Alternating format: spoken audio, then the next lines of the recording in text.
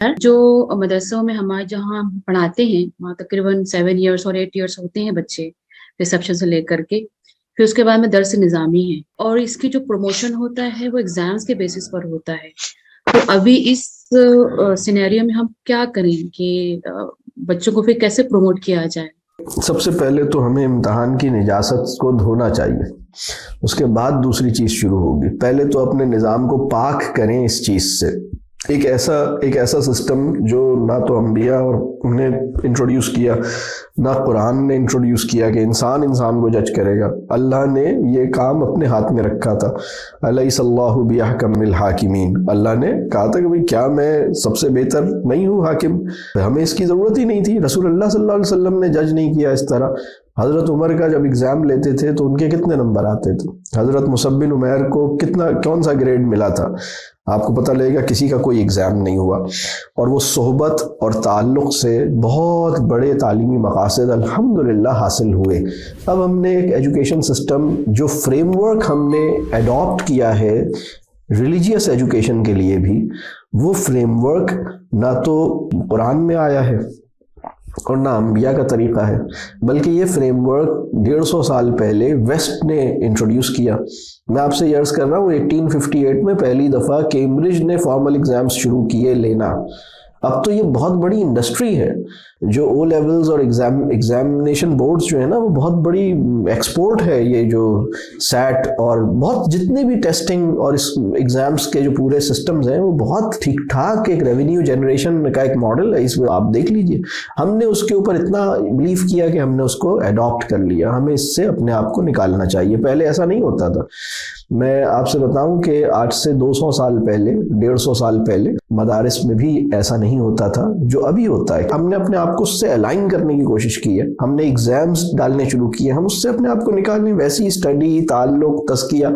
मैं इस कोर्स के हवाले से एक चीज़ पॉइंट आउट करूं, आप में से कितने लोगों को कभी इस बात पे हैरत हुई कि 6 महीने का कोर्स है ये RDC का, ये जो PTCC कोर्स है, इसमें कोई एग्जाम नहीं होता? किस किस को इस बात पे हैरत हुई? कोई एग्जाम नहीं होता इधर। आपको पता है, इसमें कोई 6 महीने बल्कि तकरीबन 6.5 महीने का कोर्स होता है, कोई एग्जाम नहीं होता। और अच्छा, अब सवाल ये है कि एग्जाम ना लेने की वजह से क्या लोगों की इन्वॉल्वमेंट, लोगों की इसका जो असर है वो कम हुआ है या ज्यादा हुआ है? आप थोड़ी देर के लिए इमेजिन करें, अगर हर 2 महीने पे एक एग्जाम होता और पूरे कोर्स में 3 एग्जाम्स होते हैं आपके, और आपको एक टेस्ट देना होता, तो ये कैसा होता कोर्स? इसकी जान निकल जाती, इसकी पूरी रूह फना हो जाती, इसकी सारी इफेक्टिवनेस खत्म हो जाती। तो ये जो फैसला है ना, ये बहुत अच्छा सवाल है रेशमा साहिबा, लेकिन अब इसमें हमें सबसे पहले सोचना शुरू करना है। हमें ये सोचना है कि जो चीज़ गलत है हम पहले उसे गलत समझें, और फिर हम ये सोचें कि अब इससे निकलने का तरीका क्या हो सकता है। तो पहले मरहले पर हम यही करें कि हम उसको रिड्यूस करना शुरू करें और कोशिश करें कि आइडियली तो अगर इतनी हिम्मत है कि बिल्कुल अपने आप को निकाल लें। पाकिस्तान में ऐसे मदारिस हैं, अल्हम्दुलिल्लाह मैं वाकिफ़ हूँ ऐसे मदारिस से, जो बोर्ड से एफिलिएटेड नहीं है, विफाक का एग्जाम है वो नहीं देते, वो कुछ और ऑब्जेक्टिव्स अचीव कर पाते हैं। ये एक बड़ा क्वेश्चन है कि एग्जाम्स के हवाले से हमें क्या करने की ज़रूरत है। और दुनिया में भी अब इसके ऊपर चेंज हो रहा है ना। मतलब जिस दिन कैम्ब्रिज एग्जाम्स ख़त्म करेगा, उसके बाद हम एग्जाम्स ख़त्म करेंगे, तो हम कैम्ब्रिज को मुतमईन करेंगे, अल्लाह को राज़ी नहीं करेंगे। वेस्ट को तो ये रियलाइज़ हो गया कि एग्जाम्स आर नॉट गुड, और वो उसको ख़त्म करने की कोशिश कर रहा है। मैं ये कहना चाह रही थी कि ये जो एग्जाम का यहाँ पे जो सिस्टम जो इन्होंने किया हुआ है, ये हमने तो किया है, हमें टीचर तो नहीं किया है, लेकिन जो हमारे ट्रस्टीज हैं या जो हेड्स हैं, तो उनको कैसे समझाया जाए कि दिस इज नॉट यूजफुल, और क्या हो सकता है इस कुछ तरीके? उसमें होगा ये इंशाल्लाह। ये जो कॉन्सेप्ट है, अभी सिर्फ इस स्टेज पर ना एग्जाम्स के जो प्रॉब्लम्स हैं उसको डिस्कस किया जाए, एजुकेशन सिस्टम का जो डिज़ाइन है उसको डिस्कस किया जाए। आप इन चीज़ों को डिस्कस कीजिए, इससे इंशाल्लाह बड़ी लोगों को क्लैरिटी होगी। बहुत से लोगों ने, हम पाकिस्तान में अल्हम्दुलिल्लाह कई 100 बल्कि ये तादाद अब हज़ारों में है, ऐसे इंस्टीट्यूशंस हैं जिन्होंने एग्ज़ाम्स लेने ख़त्म किए। जब लोगों को क्लैरिटी मिलती है, अल्हम्दुलिल्लाह उन्होंने ये चेंज किया। मैं आपको बताऊं, पाकिस्तान में कई हज़ार ऐसे इदारे हैं जिन्होंने बच्चों को उनकी ज़बान में तालीम देने का फैसला किया और उन्होंने अपनी टेक्स्ट बुक्स को, अपना जो पूरा मीडियम ऑफ एजुकेशन है उसको उन्होंने ठीक किया। उन्होंने कहा भाई ठीक है, ये हमें समझ आया कि बच्चों को उनकी ज़बान में तालीम देना ज़्यादा ज़रूरी है और बेहतर है। और जब उनको ये बात क्लियर हो गई तो अल्हम्दुलिल्लाह उन्होंने ये किया। अब वो अंग्रेज़ी पढ़ाते हैं, लेकिन वो 6ठी 7वीं जमात से शुरू करते हैं अंग्रेज़ी पढ़ाना और 2-3 साल में बहुत अच्छी पढ़ा देते हैं, कोई प्रॉब्लम नहीं है। ऐसे बहुत से इंस्टीट्यूशंस हैं। इसी तरह एग्जाम्स लोगों ने ख़त्म किए हैं। तो ये उस वक्त होगा जब ये पहले सोच आम होगी। आज जो मैंने ये सारी बात की, इसको वही लोग समझना चाहेंगे जो एजुकेशन के अंदर वाकई सीरियस हैं और वो इस पूरी बात को, और इसके ऊपर बहुत काम है। मतलब आप इसके ऊपर तो बहुत मटेरियल है ना, मैं आपको सिर्फ ऑथर्स आइडेंटिफाई कर देता हूँ, आप उनकी चीज़ें निकाल के देखना शुरू कर दीजिए तो आपको पता लगेगा बहुत सारे, मतलब दुनिया में बहुत कुछ लिखा गया है इसके ऊपर। आयशा ने अपनी बात में एल्फी कोन का नाम लिया था, और भी बहुत लोग हैं जिन्होंने इस पे काम किया है। फ्रैंक स्मिथ का काम देख लीजिए, और लोगों को देख लीजिए आप, इसमें प्रॉब्लम नहीं होगा इंशाल्लाह। जी सर, जो स्टूडेंट डिप्रेशन का शिकार हो गए हैं एग्जाम की वजह से, उनको कैसे ट्रीट किया जा सकता है, कैसे बेहतर तरीके से गाइड किया जा सकता है स्टडी के लिए? इन स्टूडेंट्स के लिए मेरा एक लेक्चर है, इन बच्चों के लिए, जो चूँकि हमारे पूरे माशरे में ये सुबह शाम हो रहा है, बच्चे एग्ज़ाम्स की वजह से मुतासर, बहुत ज़्यादा मुतासर हो रहे हैं। मैंने तो सिर्फ 5 बड़े मसाइल डिस्कस किए ना। हसद पैदा होने की बहुत बड़ी वजह एग्ज़ाम्स हैं हमारे माशरे के अंदर। आप सोच नहीं सकते कि बच्चों के कितने मसाइल हैं, बच्चों के किस तरह के अखलाकी मसाइल पैदा हो रहे हैं इस इम्तहान की वजह से। तो मैंने इसके ऊपर बच्चों को जो इन मसाइल का शिकार हुए हैं उसके लिए मेरा एक लेक्चर है, what does it mean to believe in yourself, अपने ऊपर यकीन करने का क्या मतलब है। और इसको देखिए आप, तो इंशाअल्लाह ताला आपको एक समझ में आएगा करने का काम क्या है, अपने ऊपर यकीन कैसे किया जाए।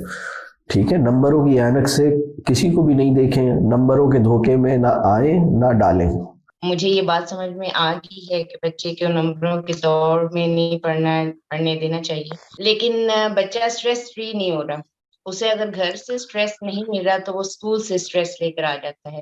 मैंने इनके टीचर्स से भी बात की है और 1-2 स्कूल भी चेंज करके देख लिए हैं। किसी को समझाने पे भी काबिल नहीं है तो फिर हमें क्या करना चाहिए?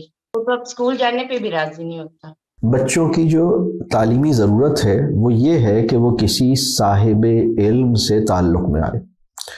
आप अपने आप को भी एक अच्छा सीखने वाला इंसान बनाइए, किताबों से ताल्लुक़ बनाइए, अच्छे लोगों से, अच्छे काबिल लोगों से ताल्लुक़ बनाइए। बच्चा ये देखे कि मेरी माँ जो है वो तो बहुत, उसको सीखने का शौक़ है, पढ़ने का शौक़ है, आपको देख के वो ये सिफ़ात आपसे लेगा। फिर ऐसे काबिल लोगों के साथ उसकी मुलाकात हो। ये जो असहाबे इल्म है ना, इनसे ताल्लुक़ के नतीजे में एक ज़ौक़ भी पैदा होता है, एक ख्वाहिश पैदा होती है, बहुत से चीज़ें आदमी को मिलती हैं। और फिर अगर उनसे एक ताल्लुक़ बन जाए तो फिर बातें करने का दिल चाहता है, फिर मुकालमा होता है, फिर जो क्लैरिटी मिलती है वो तो फिर उसके क्या ही कहने। ये है इंसान की असल ज़रूरत। अब जब हम बच्चों को इंस्टीट्यूशंस में भेजते हैं, अगर ये काम हो रहा है तो ठीक है, बहुत अच्छी बात है। स्कूल के अंदर मेंटोर है, बच्चों पे ट्रस्ट करता है, बच्चों से बातें होती हैं, सुभान अल्लाह, बहुत अच्छी बात है, बिल्कुल करें। लेकिन अगर वो स्ट्रेस मिल रहा है और इम्तहान हो रहे हैं, मैंने आपसे अर्ज़ किया कि ये वालिदैन की जिम्मेदारी है कि अपने बच्चों की इज्जत नफ्स को प्रोटेक्ट करें। तो अगर एक जगह पे वो जाते हैं जहाँ उनको ह्यूमिलिएट किया जाता है, उनको तजलील की जाती है, या उनको शर्मिंदा किया जाता है, या उनको खौफ दिया जाता है, या उनको जहनी दबाव दिया जाता है, तो ये इस जगह से बचाना तो किसी और का काम तो नहीं है, आपका काम है। आप ऐसी जगह भेजिए जहां ये काम ना होता हो, और इसी की हम कोशिश कर रहे हैं। मुझे अंदाजा है कि ये मुश्किल काम है, सोसाइटी में इस लेवल पर ये मसला पैदा हो गया है, जैसे मैं जजमेंट की बात कर रहा हूँ, लेकिन कम से कम आपको पहले ये क्लियर तो हो ना कि सेल्फ रिस्पेक्ट को प्रोटेक्ट होना, नानी नाना दादी दादा की ज़बान से ताल्लुक़ होना, और जहनी सेहत की सलामती के साथ तालीम ज़रूरी है। मतलब अगर सिंपल एक सवाल हर एक से पूछना शुरू कर दीजिए, एक सवाल हर एक से पूछना शुरू कर दीजिए, ये बताइए क्या जहनी सेहत और नफ्सियाती सेहत की सलामती के साथ तालीम का अमल चलना चाहिए या नहीं चलना चाहिए? सिर्फ सीधा सा सवाल है। क्या तालीम के अमल को ऐसा होना चाहिए कि उसमें 70-80% लोग जहनी नफ्सियाती तौर पर डिस्टर्ब हो जाएं? क्या ऐसा होना चाहिए तालीम का अमल? ये असल में जब ये अवेयरनेस आम होगी ना तो इंशाअल्लाह ताला ये लोगों को खुद अपने अमल की इस्लाह का मौका मिलेगा। जी उसामा बताइए।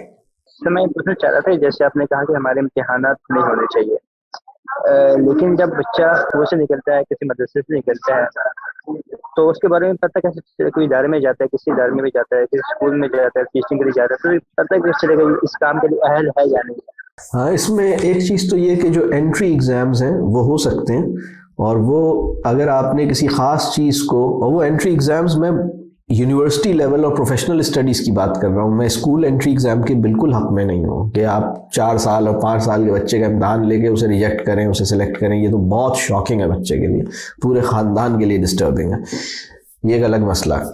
लेकिन अगर आपने किसी बच्चे को, किसी खास एक स्टूडेंट है और हायर एजुकेशन में जाना है, वहाँ अब ये इसका सिलसिला हो रहा है दुनिया में, एंट्री एग्जाम्स होते हैं, मतलब अगर आपने किसी खास जगह पे जाना है तो आप उसके लिए उस लेवल पे, ये एक अलग बात है, ये लेटर स्टेज है।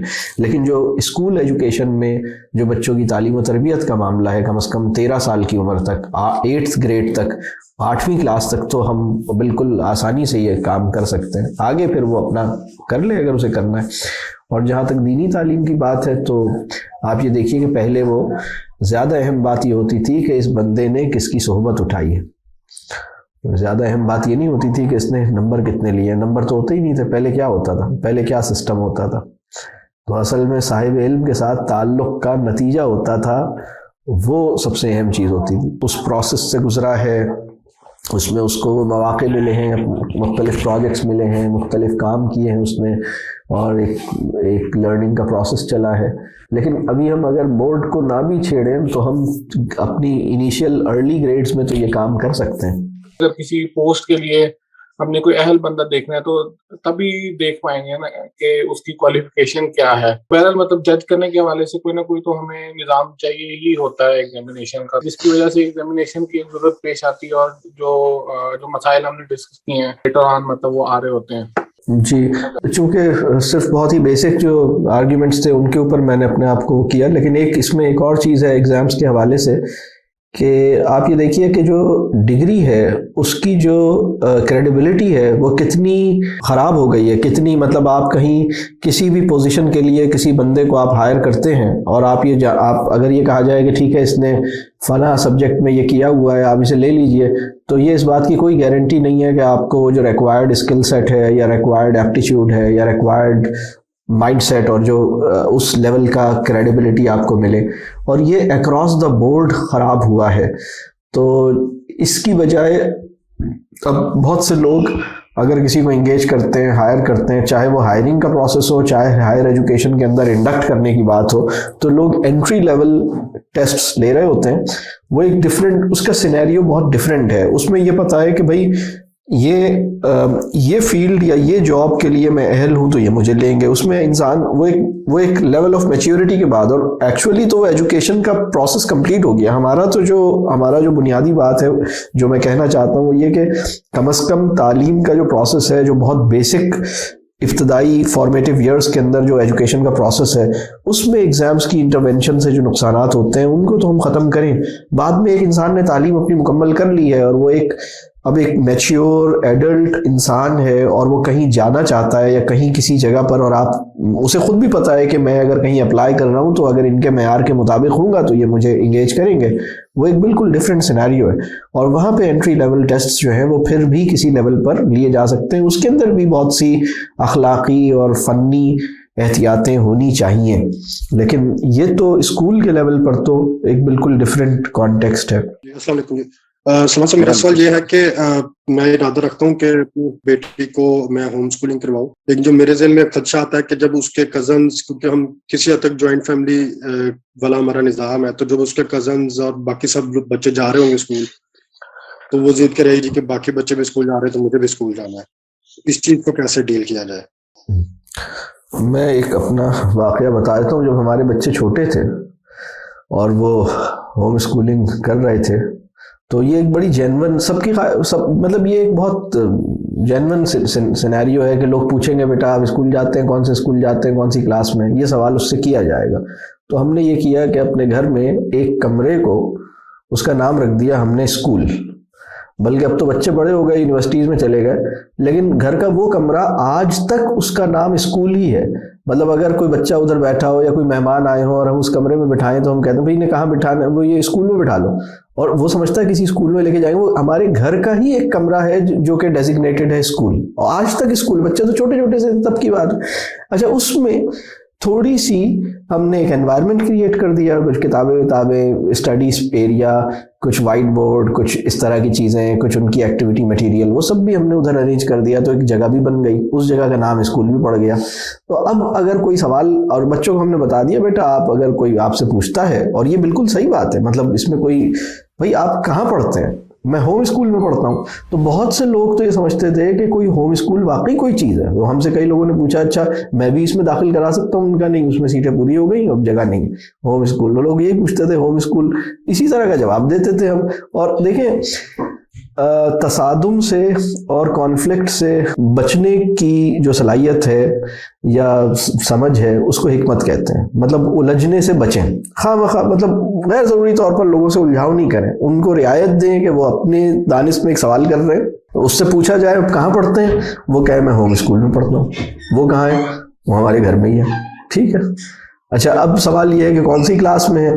तो लोग ये चाहते हैं, लोगों की ये जिद है, लोग ये चाहते हैं कि अगर आप 8 साल के हैं तो आपको क्लास 3 में होना चाहिए, अगर आप 15 साल के हैं तो आपको ओ लेवल्स में होना चाहिए, या अगर आप 5 साल के हैं तो आपको क्लास 1 में होना चाहिए। ये लोगों के जहन में बैठा हुआ है। अब वो जैसे ही किसी बच्चे को देखते हैं, पूछते हैं ये कितने साल का है, आपने कहा ये 6 साल का, कौन सी क्लास में है, ये फौरन सवाल करेंगे, आप बता दीजिए, आप बच्चों को बता दीजिए बेटा आप ग्रेड 1 में हैं, आप ये भी बता दीजिए। ये लोगों की नफ्सियाती मजबूरियों का लिहाज करना अच्छी नीयत के साथ, इसमें भी अजर है, इसमें कोई खराबी नहीं है। बात समझ आ रही है? आपने कोई, मतलब आपके बच्चे के लिए भी आसान हो गया ना, उससे तो सुबह शाम लोग पूछेंगे। हो ये रहा है कि होम स्कूलर से जब ये पूछते हैं आप कहाँ पढ़ते हैं, वो सर झुका लेता है, अम्मा की तरफ देखता है, उसे समझ ही नहीं आता इसका क्या जवाब है। भाई दे दें जवाब, समझा दें, सिखा दें उसे, ये है जवाब भाई ये, और उससे वो फिर माइंड ही, असल में प्रॉब्लम ये है कि बच्चे को पता ही नहीं है कि इस सवाल को हैंडल कैसे करना है। इस सवाल को हैंडल करना सिखा दीजिए, बात क्लियर। आप खुद क्लियर है कि ये जो काम है, आपके पास क्लैरिटी है कि ये जो काम कर रहे हैं ये कोई ज्यादती नहीं हो रही, बच्चा कोई डिप्राइव नहीं हो रहा, बच्चे के साथ कोई बुरा नहीं हो रहा, बच्चा एक ज्यादा अल्हम्दुलिल्लाह, यानी बाजार का खाना अगर हम नहीं खा रहे और घर का खाना खा रहे हैं तो हम ज्यादा प्रीमियम, मतलब उसमें है ना। तो इसमें, लेकिन अगर कोई कहे नहीं हम तो घर का ही खा रहे हैं, बाजार का नहीं खा रहे हैं, वही घर का खाना और बाजार का खाने में कोई फर्क होगा ना। लेकिन अब पॉइंट ये है कि घर में खाना ही मिले, घर में कोई गलत चीज ना हो। ये पूरी बात समझ आ रही? ये है उसका कॉन्टेक्स्ट। होम स्कूलिंग के ऊपर भी एक तफसीली वीडियो लेक्चर मौजूद है, चैलेंजेस ऑफ होम स्कूलिंग। और आज की जो मेरी गुफ्तगू है ना, इसके साथ अगर मैं किसी दूसरे लेक्चर को सजेस्ट करूंगा इसको कॉम्प्लीमेंट करने के लिए, वो है who fails when a child fails. तो अगर who fails when a child fails और आज का लेक्चर, इन दोनों को समझ लें कि ये दोनों एक दूसरे के साथ मिलके आपको काफ़ी इंशाअल्लाह ताला, या वो एजुकेशनल चैलेंजेस ऑफ पाकिस्तान के नाम से एक छोटा सा लेक्चर है, ये इसमें वो चीज़ें हैं जो बेसिक जो इश्यूज हैं वो कोशिश की कि इसमें आ जाएं। अल्लाह ताला आसानी फरमाए और हम सबको एजुकेशन और पेरेंटिंग और तरबियत और इन सब की जिम्मेदारियों को समझने वाला और इनके तकाज़ों को पहचानने वाला और इस काम को अच्छे अंदाज से निभाने वाला और इसका हक अदा करने वाला बनाए। हम सब के स्टूडेंट्स को और हम सब के बच्चों को हम सब के हक़ में सदक़ा जारिया बनाए, हमें अपने वालिदैन और टीचर्स के हक़ में सदक़ा जारिया बनाए। बहुत सारे अच्छे इंस्टीट्यूशंस बहुत अच्छे इखलास के साथ अपने हिस्से की काम कर रहे हैं। वहाँ एग्ज़ाम के लिए दबाव नहीं डाला जाता, वहाँ बच्चों को अंग्रेज़ी बोलने पे या अंग्रेज़ी ना बोलने पे जुर्माना या फ़ाइन नहीं किया जाता। और बड़े अच्छे असाब इल्म भी ऐसे इदारों में मौजूद होते हैं, उनका जज्बा और मकासद बहुत अच्छे हैं। मेरी उन सब इदारों के लिए दुआ भी है और मुझे उन सब इदारों से मोहब्बत भी है। तो मैं चाहता हूँ कि आप, मतलब हमारा मकसद ये है कि जहाँ कहीं भी अच्छा काम हो रहा है, अल्लाह करे कि वो कामयाब हो, उसमें बरकत हो, उससे खैर पैदा हो, उनके लिए आसानी हो। तो आप सबको अपनी दुआओं में याद रखिएगा।